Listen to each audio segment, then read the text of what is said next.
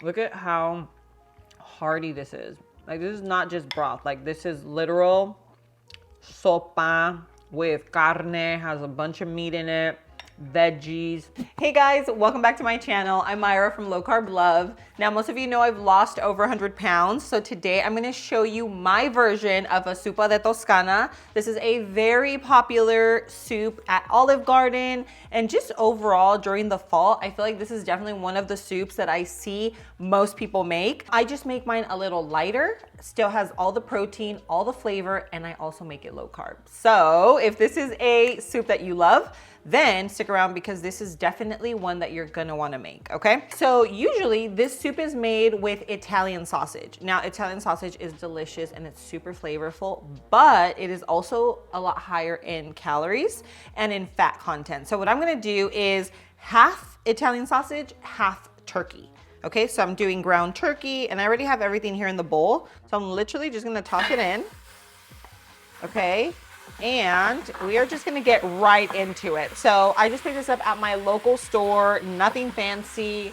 I should have shown you the package. It's literally just like those sausages that say Italian sausage. Like, these are literally like the Kroger brand and stuff. And I don't add any oil because the sausage is pretty fatty and I feel like it's gonna add enough oil and it's just gonna kind of go into the turkey and it's just gonna all like combine and give it such a great flavor. So we'll give that a couple minutes and then I'm just gonna kind of throw everything in. This is a very easy soup. I feel like it could be a little intimidating when you don't know how to make it, but once you have it down, this is definitely one to make for dinners. I feel like it's a crowd pleaser. You could serve it with some bread, even if you make it like low carb. I think that it just reminds me of like Olive Garden with those like breadsticks and it's just like nice and cozy and warm. And you make a big bowl that is also great for like meal prepping. So you can make this huge thing. I would make like a huge batch because it's so delicious. Even if you don't have like a big family, you can definitely, this is definitely a recipe that you will want to eat over and over and over again, okay? So you will not get tired of this. So our meat is a little over halfway cooked through. So now I'm gonna go ahead and season it. We have a little bit of onion powder, some garlic powder. Just add in some flavor. I'm gonna do a little paprika, not too much. I just like it for a little color. And if you are someone that likes a little bit of spice, then you can add in some crushed peppers. If not, you can totally omit it. I like a little spicy, not too much.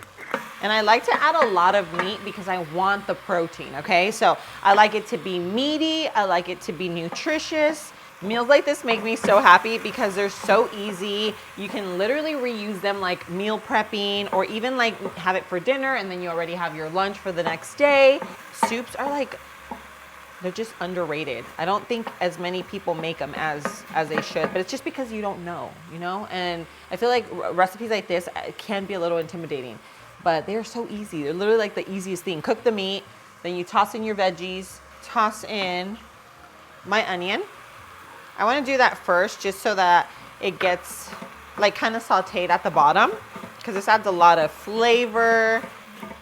It's a lot better than having it raw. Like you don't want to toss in like your broth and then the onion because then it just like cooks. It almost just like boils versus right now where we're trying to like saute it at the bottom.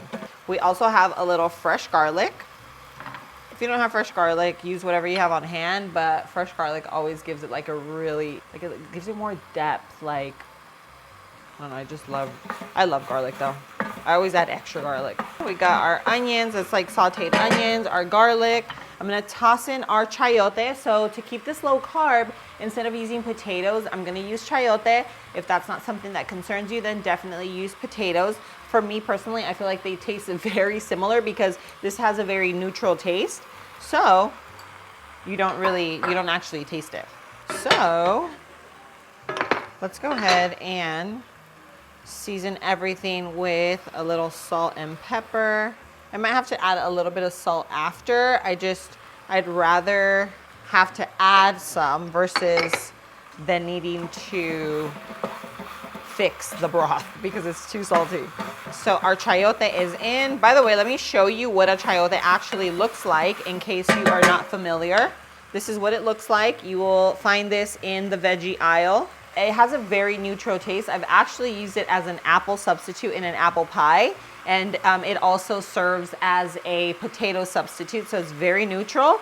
The texture softens up, and it works really, really well in low carb recipes. So if you have not tried that, then give it a try, because it's not going to in any way ruin it. It's not gonna give it like a funky taste, a funky texture. Just think of it almost like a potato texture. Okay, so we have that going. Now let's go ahead and add in our sun-dried tomatoes. Okay, and now I'm gonna throw in my bone broth. I'm actually using the chicken broth. It's what I have on hand. The one from Kettle and Fire is the very best. I've been using them for over 5 years. I love it. I like to break my fast with it. It adds so much protein. It adds collagen. Actually, this little box right here, when you add it into a soup, 19 grams of protein. So if you have kiddos that like don't eat a lot, that you just want to make sure they're at least getting some type of protein, then this is a really good option. Adding in some bone broth is the way to go. You can even use it like, say you make like, you know, the little soups with the stars, like kids like to eat that stuff. Make it with bone broth instead of water. That's gonna add a lot of nutrition. It's gonna add the protein, the collagen, and obviously it just makes it more nutritious for them. And I don't want to add water since I do have my bone broth. So I love that they have the big container as well, because soup season is here. And so even like right now, I'm probably going to use about half of this. And then the other half, I'm going to use it to like break my fast throughout the week. I just have like a little cup in the morning. It's great for my gut health. If you are someone that's trying to like look out for your gut and really just like on your gut health journey, this is the best way to break your fast. I'm telling you right now. And of course you can make bone broth. It takes about 24 to 36 hours. I know I'm not going to make it. So this is my option. I love Kettle on Fire. I love the taste. I love that it's clean. It's organic. I mean, their stuff is seriously, it is so good. And I will go ahead and leave it linked in the description below. You can use Low Carb Love 20 and that'll get you 20% off, but you can use either the QR code or the link. Okay, so now my soup is full of protein. This guy, obviously it already had a lot of protein in it, but instead of the water, adding in the bone broth, it just makes it that much more nutritious and like nutrient dense. And now we are also going to add in some heavy cream. Now you can do half and half. I do a little bit of heavy cream. I feel like it definitely needs the richness. I just don't use as much because I don't feel like you need it. I feel like the flavor is still there, the creaminess is still there, and you don't have to like add in cups and cups and cups of heavy cream. Okay, so I just ended up adding a little bit more bone broth. I added a tiny bit more of the almond milk, and don't worry, the recipe will have the exact measurements. But now what I'm gonna do is lower the heat. I'm gonna cover, just make sure everything cooks. The chayote needs to soften just like potatoes would. And then comes my favorite part. We're gonna add in, I'll show you, I'll kind of walk you through it, but this little baby right here, so good. It's gonna do the final touch. I still have a few more things to add in, but just wait until you see the final product. All right, so let's take a look. Ooh, look at that. It is nice and simmering. Give it a good mix. Okay, and now we're gonna throw in some kale, just some chopped Tuscan kale. You can use any kale. I have both. I'm just gonna use this guy. And it seems like a lot, but you wanna add it in, trust me. It seems like a lot right now, but it'll soften. Kale is a little tough at first, so it definitely needs to soften. But now that the soup is like boiling, it does it a lot faster. So we have that. And guess what is next? My favorite. We have some fresh Parmesan cheese. You can add some here just for flavor. And then of course, once you serve yourself, you can top your plate with a little more.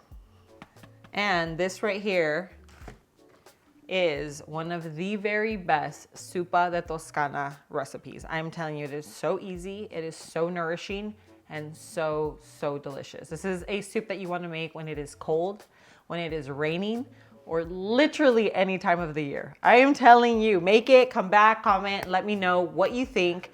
And I'm telling you, guarantee you're gonna love it. So the recipe will be in the description below. Okay, well, before we close this out, of course, I'm gonna give it a taste test, but the kale does need to soften a little, so I'm gonna just cover it. We're gonna let it simmer just for like, I would say 2-3 more minutes, and then we'll serve and do the taste test. Okay, so now we're going to serve. And this is why I like adding extra sausage and even the turkey, because it just makes it really meaty and hearty. And then I still top it with a little extra parm. And for soup, I have a special spoon. It's kind of like my cereal spoon, but it's for soups. And this is it. Look at this. All you need is a little breadstick, and then you have your Olive Garden Zuppa de Toscana. Let's go ahead and taste this bad boy. All right, here goes. Cheers. Mmm. Wow. I don't know what it is about this soup. Mmm. Look at how hearty this is. Like, this is not just broth. Like, this is literal sopa with carne, has a bunch of meat in it, veggies. Add in that parm, you get the healthy fats. It just gives it such a great touch. But this right here is one of the best soups. If you've tried the Zuppa de Toscana from Olive Garden, you know exactly what I'm talking about. This tastes just as good, if not better, because this is like super meaty. It doesn't taste like a lighter version than the one from Olive Garden, but it's a much lighter version, super clean ingredients as a whistle. And then it has all that added collagen and protein from the Kettle and Fire bone broth. I'm telling you, this one right here is one you have to try. It's a must.